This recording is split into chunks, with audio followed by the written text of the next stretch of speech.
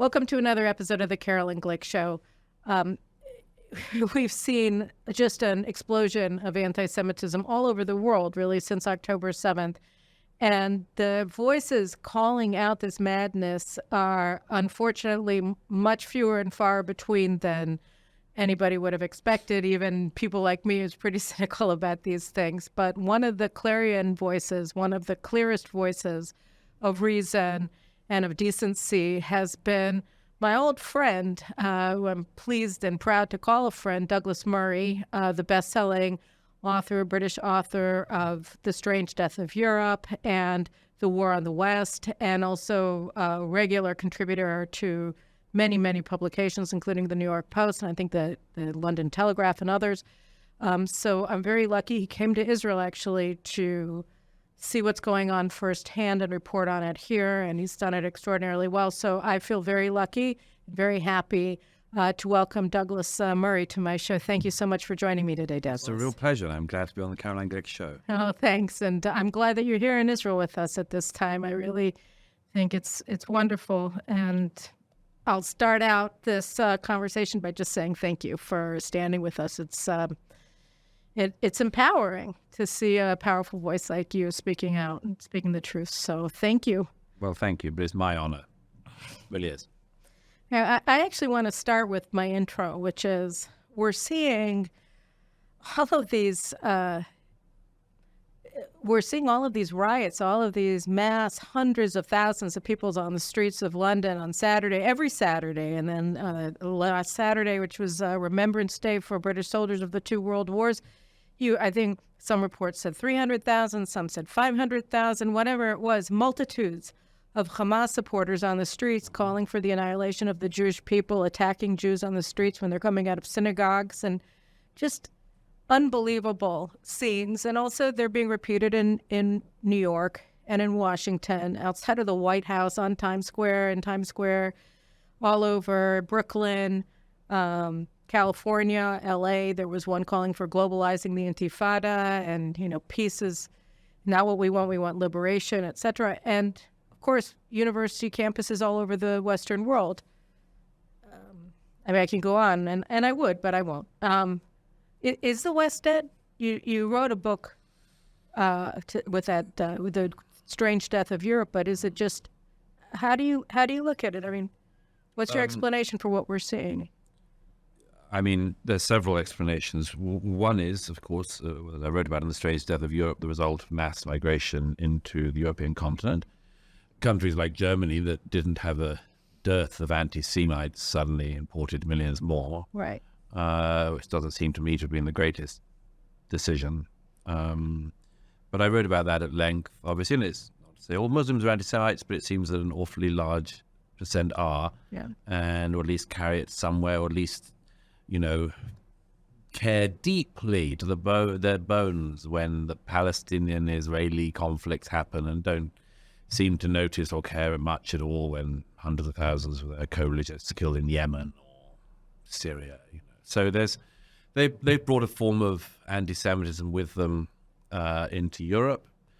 Then there is pretty much only one other form of anti-Semitism which is tolerated in Europe now, and that's the anti-Semitism of the left. There is a rump of anti-Semitism on the far right, and it's different in different countries in Europe, but broadly speaking, we're so alert to that it never comes anywhere near the center of politics, really. Whereas the far left anti-Semitism does. In Britain, we had Jeremy Corbyn, who was the leader of the Labour Party. Thankfully, the Labour Party has shifted a lot since his time in office. Yeah, but that was close. That was close. But I think also his replacement was, what is his name? Keir Starmer. Yeah. Yeah, he actually made some statements I've seen during the past several weeks that were pretty morally questionable. Well, he's been trying to hold his party together. For instance, he was trying to hold his party together not to call for a ceasefire.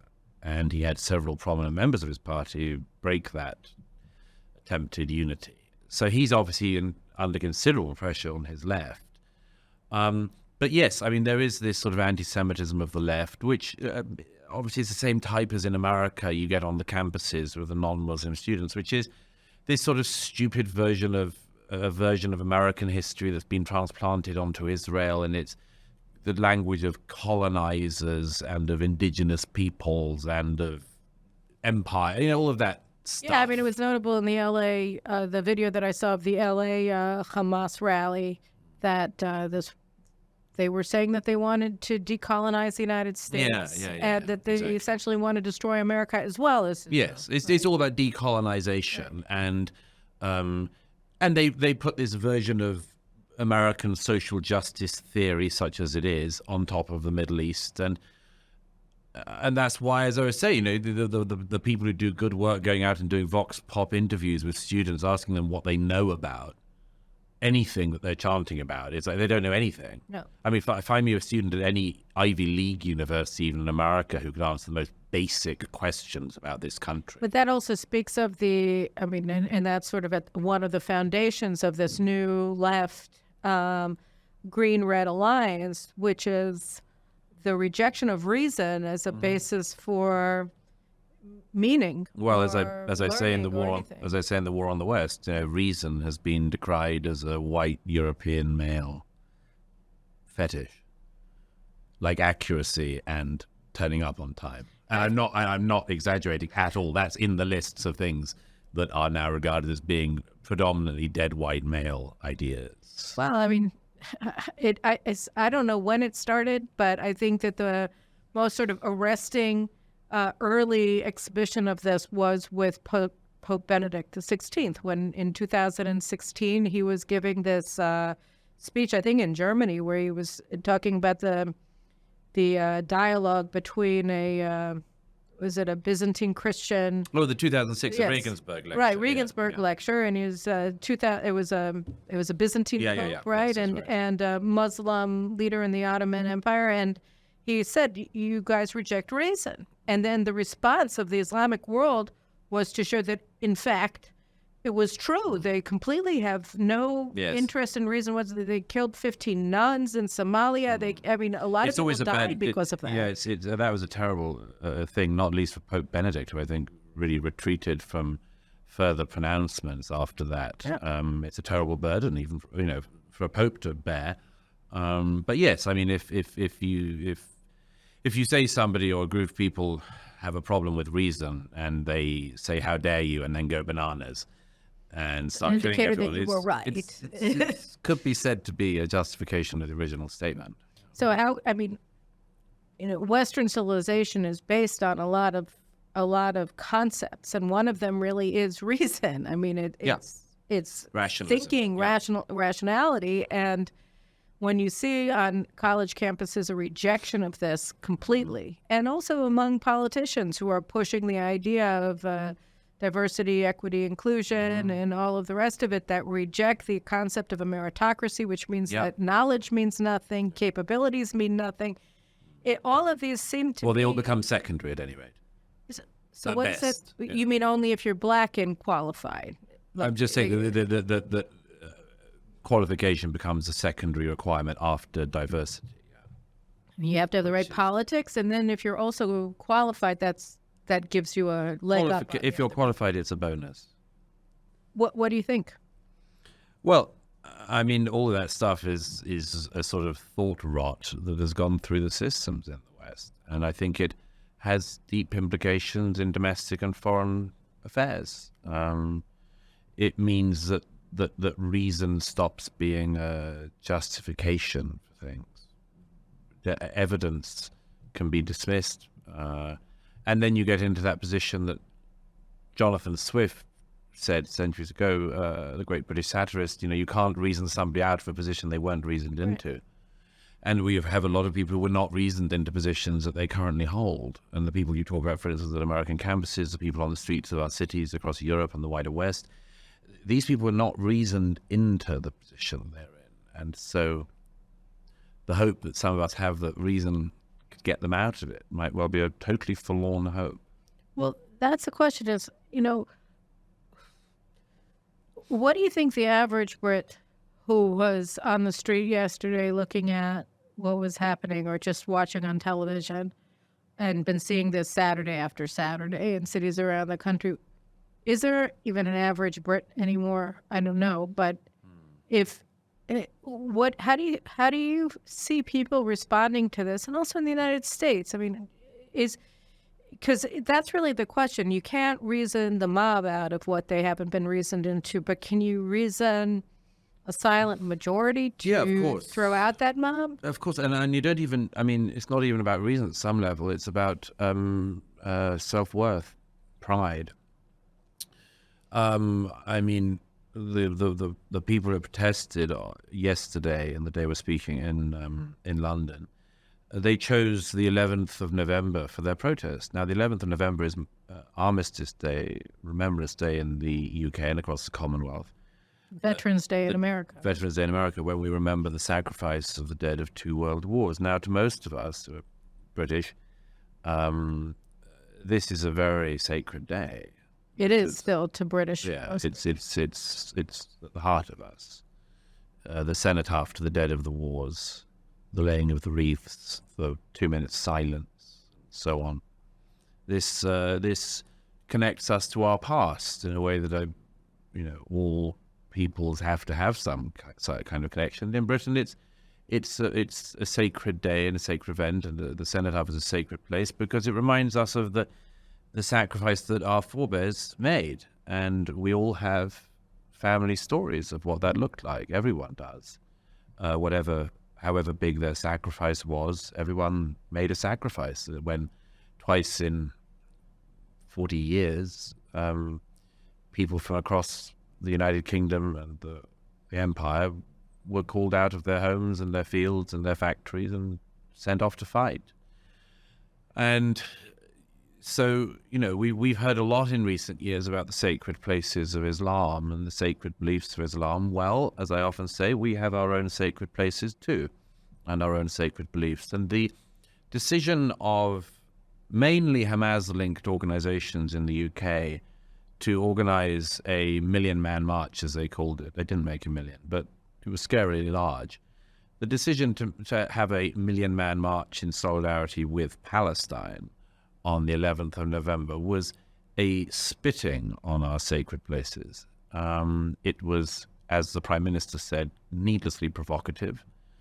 And I think they have woken up part of the sleeping soul of Britain, which does not like this. It does not like this at all. But what does that mean that they woke you up? Because, I mean, you see that, and you've spoken out about it, that your Minister of Public Security, Suella Braverman, the Home Secretary. Yeah. Home Secretary, she's being pilloried by everybody for trying to stand up to this and talking about the indecency of it. Yes. Also. She said they were hate marches, which they are. She said they were hate marches and promptly got attacked by all the media and even some colleagues. She was completely accurate. These are hateful marches. If you have, huge crowds going down the streets immediately after the massacre of Jews on October the 7th, and they didn't wait a day. No. They got straight off with their so-called protest.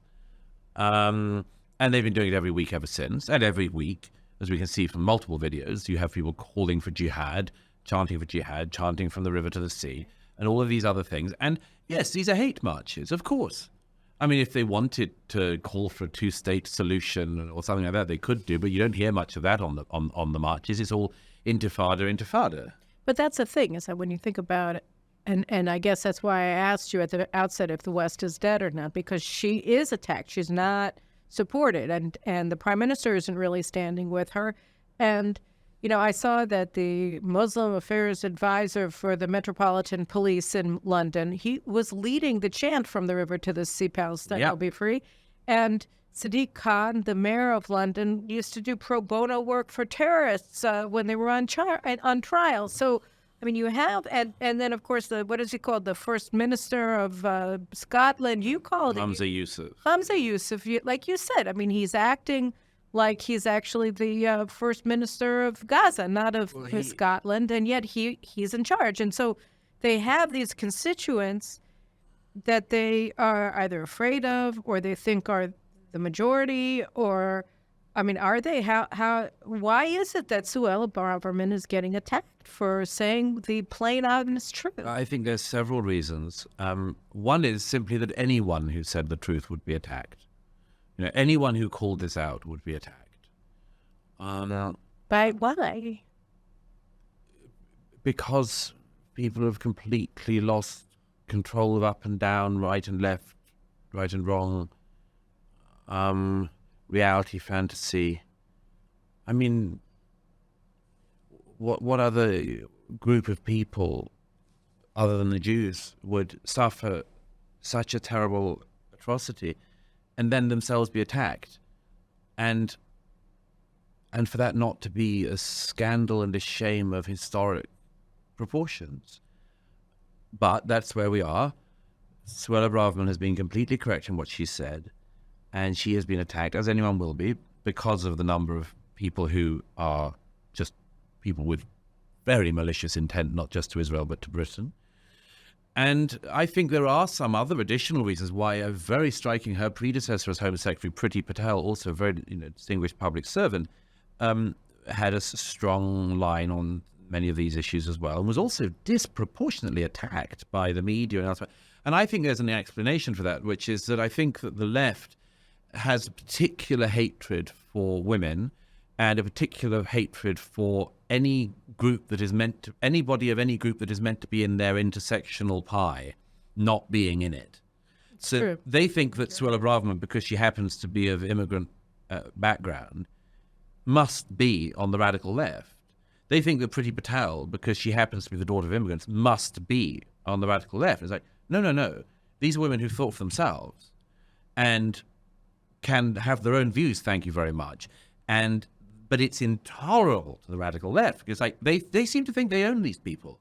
They seem to think they own these women. True. And I think that causes a disproportionate hatred to come their way. And you see that in the coverage of them. It's completely irrational. But the coverage in general in Britain, and we ask this question all the time in Israel too, how on earth did Netanyahu ever get elected prime minister? Because the media, since the very outset, back in the days when he was the UN ambassador, hated him here. And yet, and then there's always this question, okay, but where would he be today politically if the media didn't hate him this much? Would Israel be as riven by division if we didn't have this incredible bias in our media against the right, against feminist and strong women on the right, against anything, that, like you said, bursts their bubble of self-righteousness. And that goes to the question, all right, but you look at the BBC. BBC refuses to acknowledge that Hamas is a terrorist organization. It's extraordinary. Very reluctantly. The wording they currently use is Hamas, which has been designated a terrorist entity by the British, American, and other governments, which ordinarily does it. Like if your own government designates the group terrorist, it would be normal for the national broadcaster to call that group a terrorist group. But it's like pulling teeth with them, getting them anywhere there. That's been the case for a long time with the BBC. Forever. And if you want an explanation for it, you can still say, well, it's the same sort of thinking as the Foreign Office in London. I've said for years, look, the British Foreign Office still regards the Golan Heights as occupied. Well, unfortunately, the White House is trying to figure out a way to get it back to being called occupied. Yes, I would say it wouldn't be wonderful to see who the Israelis should hand the Golan back to. Because, it's true that Bashar al-Assad has not had a large enough killing field in the last 12 years.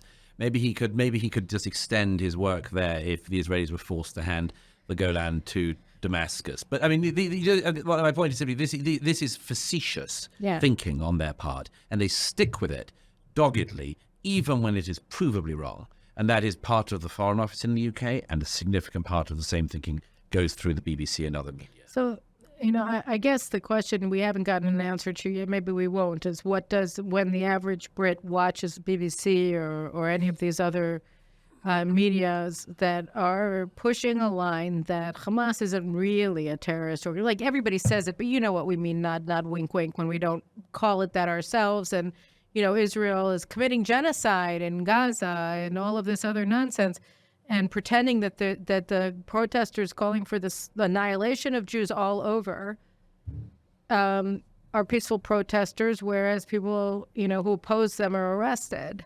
And I don't know what that means about the future. I think it means it's going to be very difficult. I think everyone should gird themselves for a very difficult period. I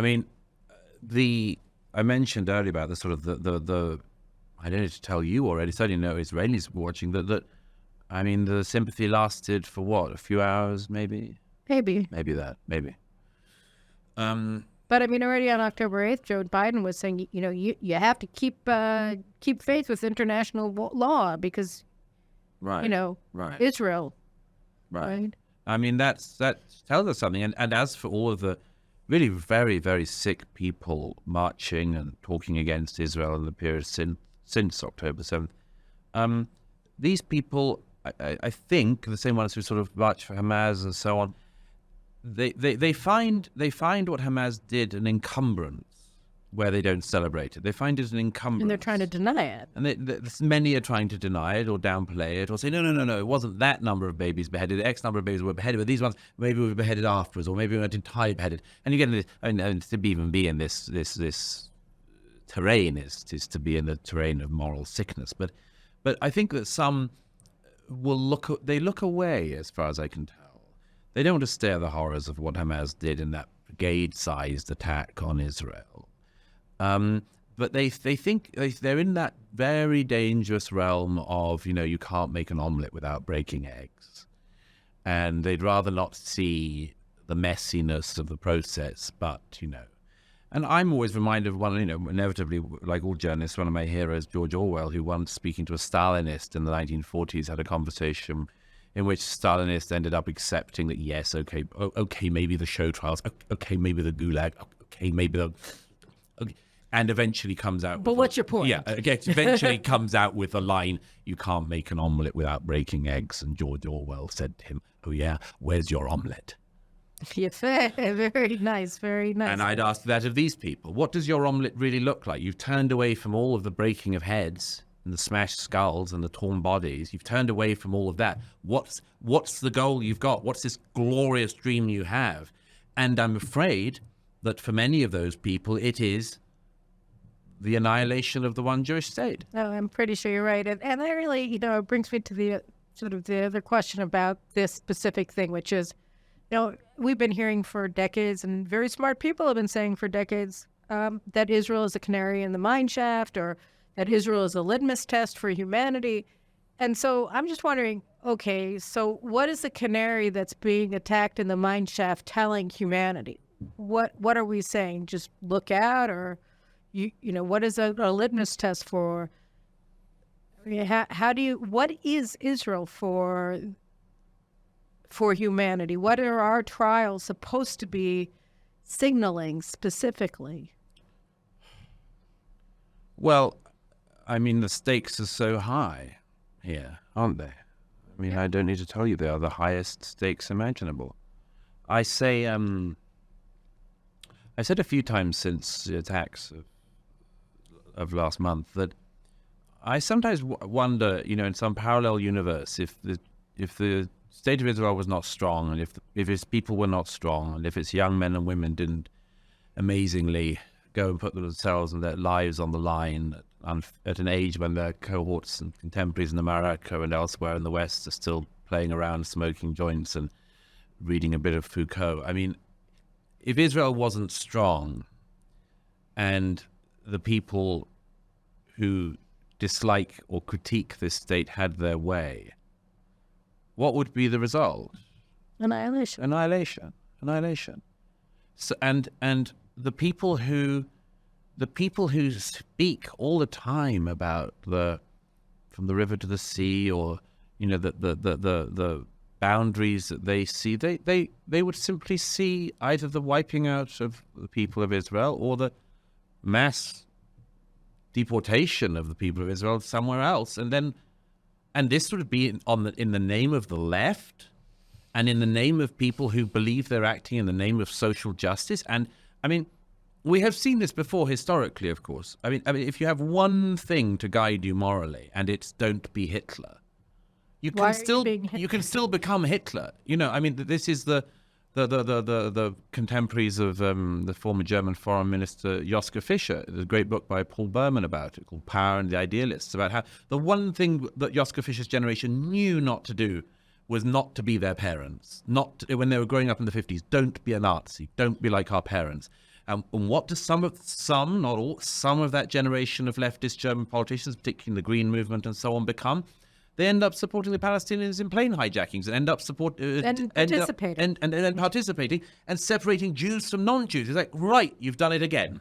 Yeah. You've done it again. And that is one of the things happening today. Yeah, one in the world. One of my stories about Yoshka Fisher is one of the big frustrations of my professional career, which was that he came and he spoke in Israel like 2000 or 2002, the previous Palestinian jihad. And he was explaining to us why we really had to give up on Jerusalem and Judea and Samaria and Gaza because of demography. And so I raised my hand, and the moderator wouldn't call on Caroline Glick because that would be too dangerous, Sure. Right? But the question that I wanted to ask him was, how dare a German foreign minister talk to us about the number of Jews? Sure. And like he didn't see any irony in what he was saying. It never occurred to him that Germans shouldn't be lecturing us about the dearth of Jews in the land of Israel. Yeah. It's always the way. A very smart young female audience member of mine in Berlin at a speech I was doing a little while ago for one of my books coming out in German made a very interesting point. She said, it seems not to matter what our ideology is, we always think we should lead the rest of the world. That's great.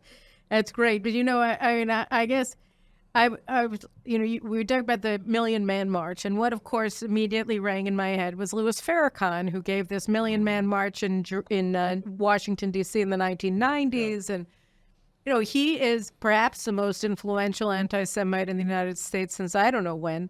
Yeah. And he's one of the inspirations for the Black Lives Matter riots, demonstrations, marches, whatever, of 2020, where they burnt a swath across the United States of America. And what do you make of these incredible similarities between the pro-Hamas marches and the Black Lives Matter violence? Well, they seem to draw on the same wellspring, don't they? I mean, they seem to draw on the same sort of urge for action, protest, a culture of repudiation about everything in the West, particularly in America.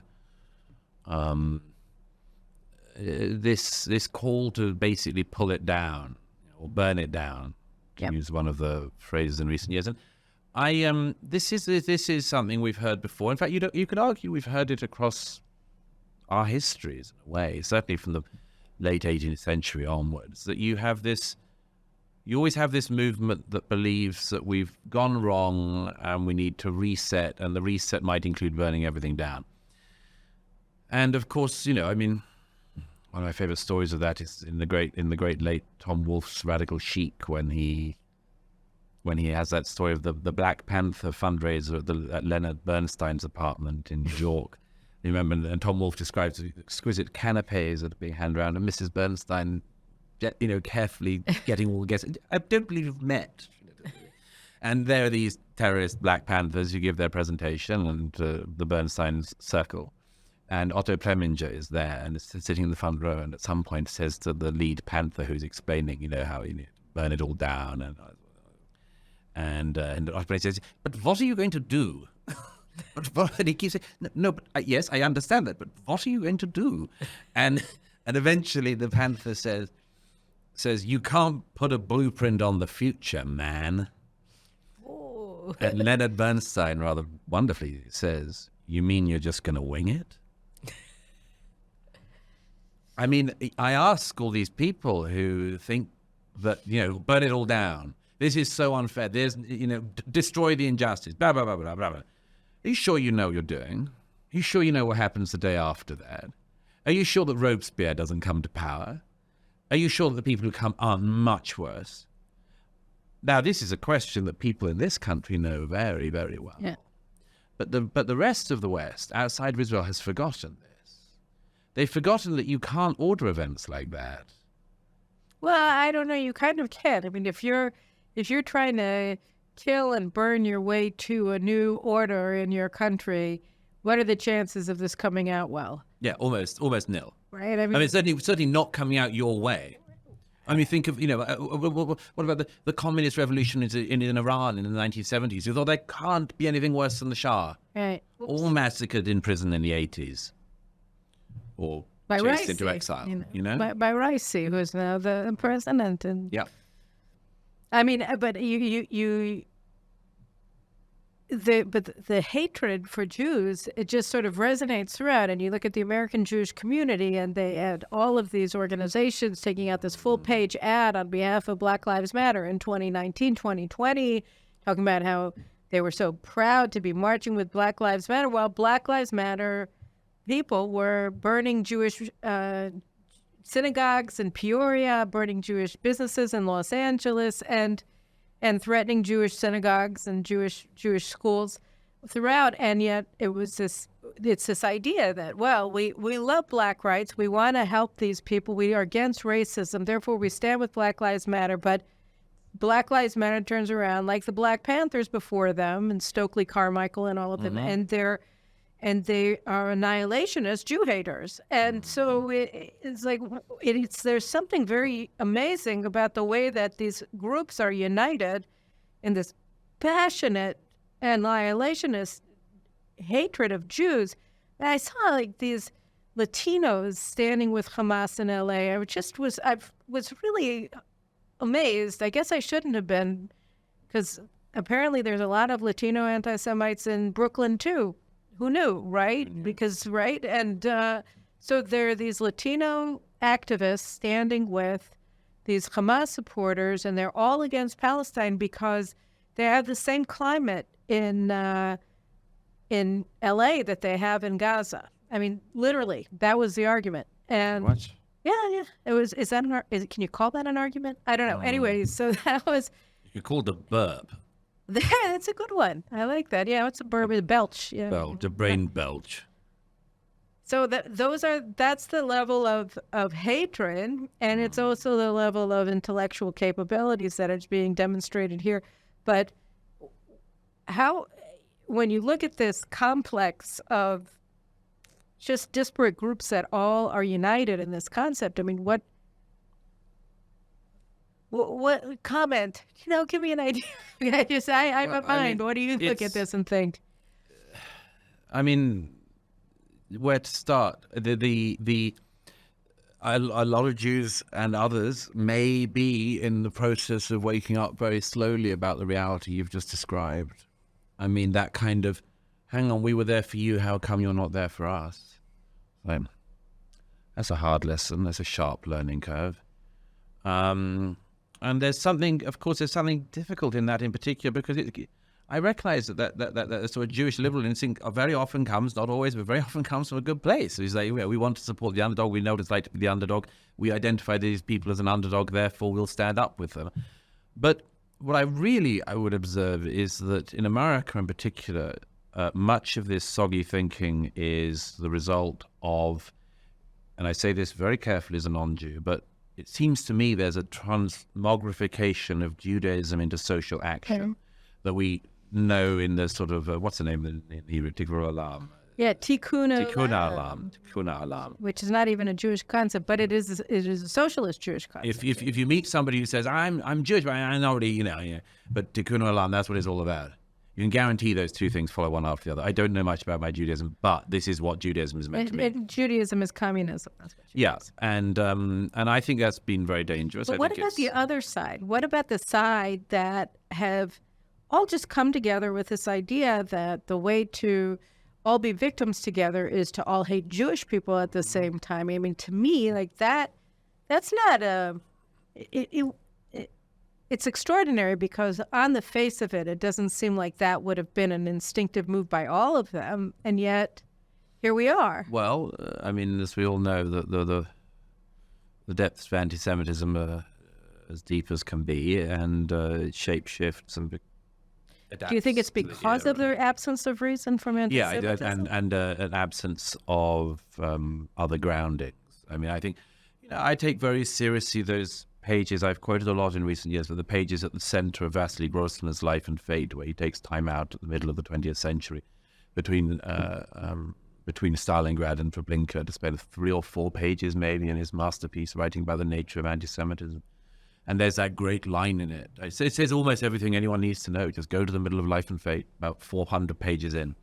And he says, it's the I think anti-Semitism, he says it can be met in the Academy of Sciences or in the playground. It can be met in the games children play, and he ends up with that very, very important insight that it is as he says, it is the mirror. Tell me what you accuse the Jews of, and I'll tell you what you're guilty of. Right. Now, Western Europeans in particular accuse the Jews of having a state, because Western Europeans aren't very good at having a state or holding on to their own borders and many other things at the moment. So they dislike the Jews for having borders and having a state. Many other countries have no sense of pride, or very little sense of pride, or has been beaten out of them. And so when they look at Israel, they don't like that. But it's them that's lacking. It's their fault, not the fault of the Jewish state. I think this is a very, very important insight of Grossman's, and I wish it were better known. But if I make one other observation about this, there are people who say, look, the October massacre was so terrible, and and so many Jews have been so shocked by this. Maybe they're waking up. My friend Konstantin Kisin wrote a widely passed around piece called "The Day the Delusions Died." It's a good piece for Barry Wise's Free Press. But I said there was something actually that I disagreed with, which is I said he was completely right. He said, look, some people are waking up. He said he literally had friends who called him saying, I went to bed the night before, a liberal, leftist, and the next evening was a conservative sort of thing. Well, we don't need to make it a left conservative thing, but if we have a simple, are you aware of what we're up against test, and a small number of people come over every time 1,400 Jews are massacred, we don't have time for that. I mean, this would require the annihilation of every Jew in Israel until a plurality of people on the liberal left, for instance, might recognize we've got a problem. I genuinely throw it out as a problem. Can we go at that speed? No, I've gotten to a point, I don't know, especially weirdly, but like over the past week or two, just where I have sort of veered toward from incredible sadness to incredible rage, and always a sense of underlying frustration when I look abroad. Because really? Like, are you waking up now? I mean, we've only been, and it's not just that, it's a demonization that they did of everybody who warned about this for the past 25, 30 years. You and I know that. Yes, we do. I mean, we both suffered the slings and arrows of outrageous fortune on this thing. But I mean, it's really, so now you're the expert. All right, then, let me just quote you then, Mr. Dershowitz. But I mean, I look at it and it's but what I'm seeing on the screen, like Macron channeling his inner de Gaulle when he accused us of killing women and babies, I was like, really? Now what? Now you're going to give up Algeria again? I mean, like, what is it? You've already given up the suburbs of Paris. Is this your way? You're trying to. And really, it's true of all of these leaders who came on this a train, this caravan of leaders coming and having photo ops with Prime Minister Netanyahu and expressing their concern and their support for Israel, and then flying home, or while they're still here, telling you got to follow the laws of war. And, we need a Palestinian state, or coming home and saying we need a Palestinian state, and then starting to decry the war crimes and God. What are you talking about? I just wonder how powerful these forces of unreason are, that, that it is a smattering of people, the coming out of the closet and realizing that it's not really that they went to sleep a liberal and woke up a conservative. They went to sleep woke and they woke up Jewish. I mean, that's really what it is, isn't it? So, yeah, I think that's well said.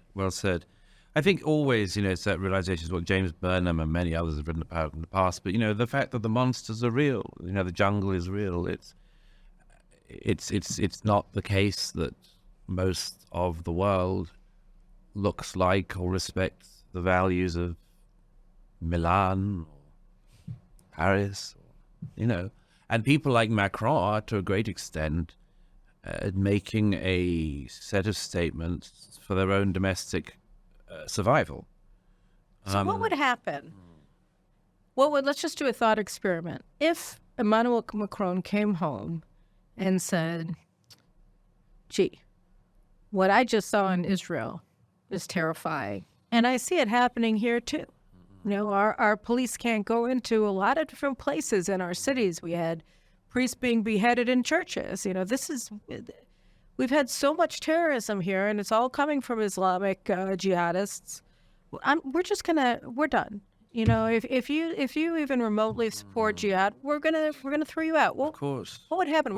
How long would it take for him to be killed? I mean, what would happen? I mean, that's what I would do, because I think that's what you have to do. I think that you can't tolerate this. You can't tolerate terrorism, and this is what, unfortunately, France has suffered so much in recent years.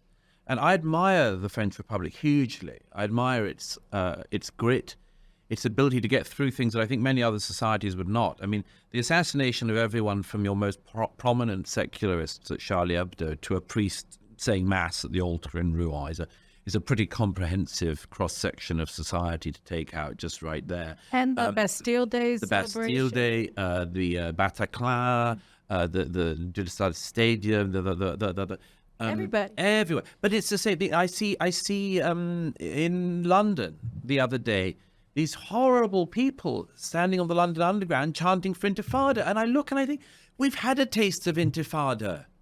Exactly, trains like this were blown up in 2005 by suicide bombers. We had Intifada. So what would happen? We had Intifada when this horrible young man of Libyan descent at the age of 22 goes into the Ariana Grande concert at Manchester Arena in 2017 and blows up 23 young women for going to a pop concert. We've had a taste of this. We don't want any more of that. I beg European leaders to recognize that at some point they have to say that. We've had enough of that taste. And if you want more of that, you have to go. We imprison you or you have to leave. And Macron, the problem that he has is, you know, he banned protests at the beginning of all of this. Right, he really went down. Protests happened. Right.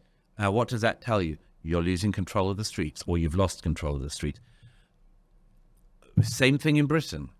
Somebody I know went over to the Metropolitan Police the other day in Trafalgar Square, one of the protests, and said, how can I report a hate crime? And the officer said, well, I mean, you know, and he said, because there's a great big hate crime happening over there. Why don't you arrest them all? And the officer of the Metropolitan Police said, we're outnumbered. Now, if that is their attitude, we just have so much hell coming our way, because we can't have that as our attitude. It can't be that we just play this who's the biggest thug game, because that can spiral in any direction. But you know, you and I have written about this for years, other people have, and, you know, you see things happen and you think maybe this will shift opinion, and, you know, you discover that we're wildly able to absorb utter atrocities on a regular basis and memory hold them. You know, it's 18 months since a British MP was massacred in his constituency office in Britain by an Islamist, and this was one. MPs do not get assassinated very often in the UK, thank God, and this is highly unusual, and it's already forgotten about. And his colleagues at their debate in his memory a couple of days later, memory hold them. They said. They talked about him as if he died of natural causes. Well, I've said many times they all let down their colleague. They didn't honour him. They let him down. They should have said, we need to face up to the ideology that killed him. So is it cowardice? There's a lot of cowardice. There's a lot of fear around, a lot of fear in the atmosphere. But, you know, I think that people are going to have to accept that, you know, as many people have said before, you have to man up, straighten your back, get ready, and don't die on your knees. You know, it was really interesting. I think I've told this story before, I don't know. After 9/11, I was on one of the first flights out to the States, and I made my way to Washington, and I was sitting with an old friend at a bar. And it was just like a week or so after 9/11. We're in an Irish pub. And all of these men are talking, and they're saying, one of them, they start talking about how the Israelis got it right, and I wanted to say something. My friend said to me, "Shh, be quiet." And I said, "Why? Look, they're pro-Israel. Look, they're standing with it." And he said, "Shh." So I waited. And then the leader said, "Oh, but those Jews."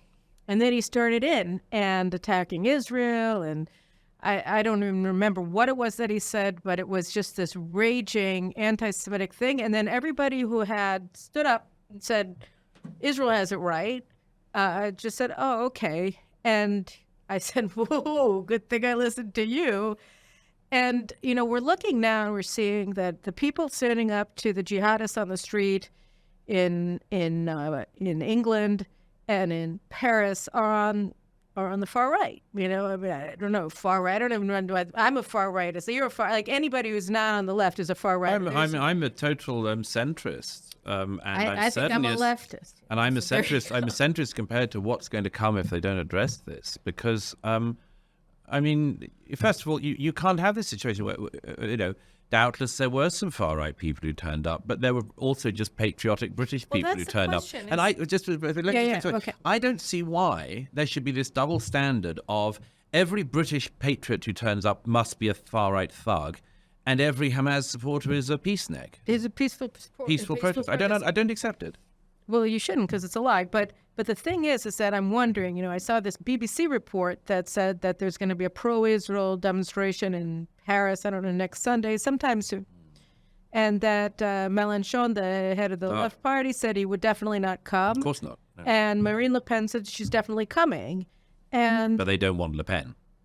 I don't know who they is, and I don't know what one. They won't want Le Pen. Well, she wants to come. Anyway, of course. It's a classic European dilemma. Right. So here's the question that I wanted to ask you. Is this a bear hug from the right? I mean, how do you look at they understand that there's a connection between Israel's fate and the fate of France, the fate of England, the fate of, I don't know, Holland or wherever have you, or Germany with the AfD and all that. Who are these people? I mean, are we supposed to be as frightened of them as we are, or frightened of them? I mean, I'm frightened from every direction. I dislike intensely the Vichyite strain that remains in a bit of French politics. I would want to be nowhere near it. It's not my politics. I feel the same with some of the other noxious strains that still exist on parts of the right and the far right in Europe. In America, it's getting stronger, actually. There's a whiff of it now in America. I dislike this intensely. This is not my politics. But can anybody other than these people save these nation states of Europe from the Islamists? Then, as you say, it's this question of would the Jews of France be happy to put their future in the hands of Marine Le Pen? They didn't think so. They didn't vote for her. No. And then there are others. I mean, I've slightly given up on this, but over recent years, I've spent a lot of time with a lot of politicians from across Europe, partly after the Strange Death of Europe. It became a bestseller and came out in translation all across Europe. I would always go again to every country whenever a translation came out and meet political leaders. And I'm probably the only person who's met this number of European politicians without being paid to have to do so. And I've done it because I'm interested. And it's really tricky. Country after country, it's really tricky. Like Italy, it's tricky. Meloni comes out of a movement in Italy that was Mussolini adjacent. It was Mussolini admiring. She's obviously moved. Do you know exactly where she's moved? No. I mean, I've had rows with her. Matteo Salvini, who was the interior minister in Italy, I did an event with him and Dori Gold and others at the Italian Senate a few years ago, condemning anti-Semitism and all that. And I felt confident that Matteo Salvini is not an anti-Semite, but all of this shifts all the time. And like those Irish guys in the pub. Yeah. And by the way, I mean, there's one that really worries me, which, I mean, there's enough, I think, trust between us and the nuance in the people watching to understand this point. And because it's a tricky point to make. But I do notice one form of anti-Semitism rising on the right, which comes along in the following form, and it is, I got a lot of this after The Strange Death of Europe came out, is Israel has closed borders, understands the importance of very, very carefully curated migration, yet Jewish groups in the West tend to be pro open borders, pro mass migration, and I find this a genuinely terrifying crossroads, because that I mean, you know, you hear it all the time in America. Yeah, it's bad. It's almost certain that any Jewish group in America, in order to keep its liberal credentials, will be talking about the importance of open borders, or, you know, in bringing in the dispossessed of the world. And it only needs somebody to say that doesn't seem to be what Israel's doing, to grow a form of noxious new anti-Semitism on the right. And I fear that coming. And I have said that to people, and I don't see many people listening, but I'll keep saying it anyway. Well, I couldn't agree with you more. And I just want to end this by talking about faith, really. I mean, the first time that I saw you was during I think first time we met. I don't remember the circumstances. Maybe we were at a conference together. I don't remember. But you came to Israel with Ayaan Hirsi Ali around 2000, somewhere between 2000 and 2002, about the same time that Yoshka Fisher made that indelible impression on me with his demography issues. And you guys came, and I think at that time, Ayaan had written Infidel. I think that was really, and it was an amazing book. And she was an atheist, and she had explained, you know, how she left Islam and how she rejected God and everything like that. And then I saw this morning, and I was looking on my Twitter feed, that somebody was citing this article that she wrote 2 days ago. Yes. Right, where she called, which she titled "Why I Am Now a Christian," and I wonder about the issue of faith, because she argues it, as she always does, very brilliantly. And she was saying, it's a beautiful piece. And it said, you know, look, our concept of how did she put it? It was in Unheard, by the way. If you right. UNHERD, you can find it online. Right, it's excellent. So she said essentially that the system of liberal internationalism, of, how did she put it? I actually, because I knew I would forget it when I was talking to you. She said, we can't fight off these formidable forces of authoritarianism from places like Russia and China, and the wokeness, and of course Islam, unless we answer the question, what is it that unites us? The response that God is dead seems insufficient. So too does the attempt to find solace in the rules-based international order. The only credible answer, I believe, lies in our desire to uphold the legacy of the Judeo-Christian tradition. What do you think of that? You think that the liberal rules-based order has just flunked its test? My view is that, again, I did some of this in The Strange Death of Europe, but it bears repeating, that modern European man has been carefully sawing off the branch of the tree he's sitting on. And there's only a certain amount of time you can remain in the air. I mean, like there's a cartoon, Wile E. Coyote, when he goes over the cliff, his feet spin for a bit. Right? Yeah. Well, maybe we'll come back up. But I don't know. I do think and Habermas's work, which actually I was put onto by Jonathan Sachs, made a huge impression on me when I first read it. The very slim work, but very important one, called An Awareness of What's Missing. An awareness of what's missing. I have to look it up. And it's tricky. I've often thought, when writing about this myself, that Jews have an enormous advantage over Christians in several ways. The one in particular, which is worth citing, which is that it seems to me that the literal belief in God, is easier, and again, I don't want to offend anyone, but I think it's easier to avoid in Judaism than it is in Christianity. The declaration of the creed in Christianity. Do you agree with all of these precepts? Now, a lot of people, myself included, find certain precepts of the Christian faith tricky to accept in their entirety without making what Kierkegaard calls the leap of faith. And the leap of faith for the last few centuries has required the abandonment of reason to some extent, or at least not the abandonment, the temporary suspension of reason to make the truth claim or accept the truth claim of the faith. I say that Jews have a slight advantage on this because, as a story I've told once before, but Jonathan Sachs, I once said rather, he's a very dear friend, I miss him a lot, and I said to him once, I said, do you agree, Jonathan, that there are a lot of atheists in your congregation? And he said, oh yes, perhaps even a majority, Douglas. And I said, I was stunned. And I said, what do you make of that? And he replied typically he said, 98% of Jews in Britain will be keeping the holy days this year. And that was such a wonderful answer.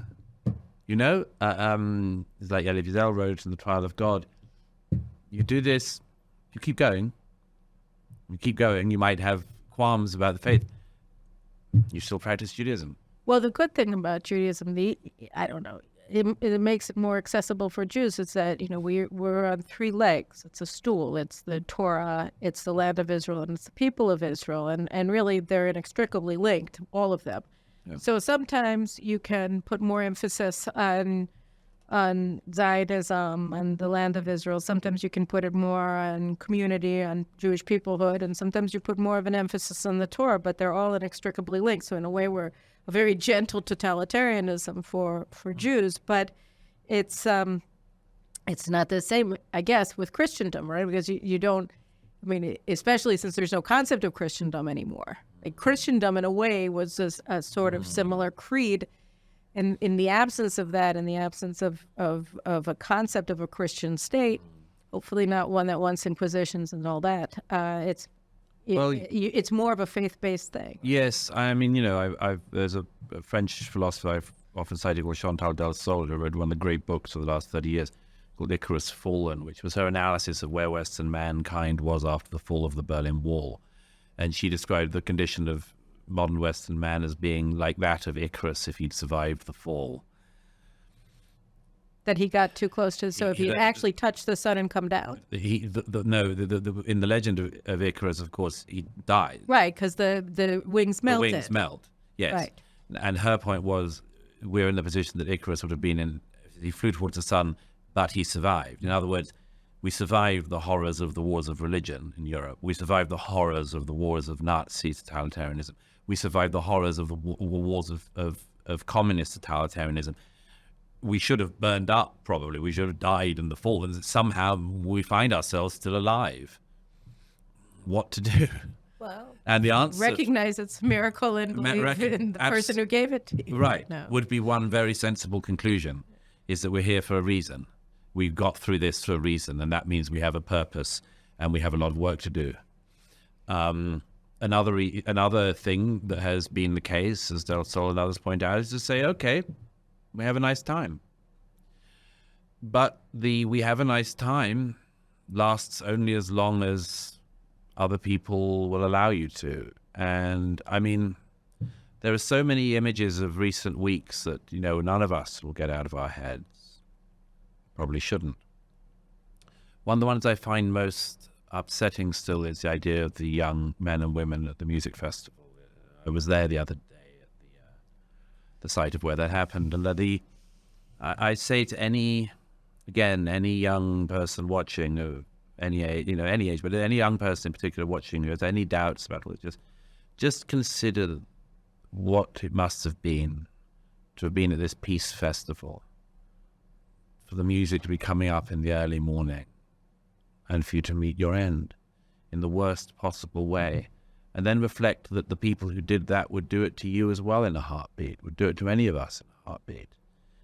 And realize from that, you can earn yourself a little bit of time for your peace rave, but there's a time for the peace rave to be over as well. And it should be over now. And the delusion should have died by now. Should have died a long time ago. I guess we could end it there, but I just want to ask you one last question. I at the outset of our conversation, I thanked you for standing with us. And what happened to Douglas Murray that for as long as I've known you, which is again over 20 years, you have stood with the Jews? Why are you different from so many other people who went to college with you? What brought you to this point? A friend once said, because I'm very bad at answering any such questions about myself, like British people don't really like to talk about myself. Well, I just am hoping that you might be an example for others. One friend did say Douglas has a very low tolerance threshold for lies, which is broadly true. I don't like them. I don't like them in the world. And I saw at an early age, probably during the Second Intifada, when I was coming to political consciousness, an awful lot of lies were being told. But the real, I suppose, the thing is probably deeper than that, and at such a deep level, I'm probably not qualified to say what it is. But I've always known, absolutely at my core, that it wouldn't matter to me if I was the only person who thought as I did. As Oriana Fallaci said, I stand with Israel, I stand with the Jews. Okay, one last question I thought of. Britain, United States supporting Israel. We're looking at it slipping down very quickly.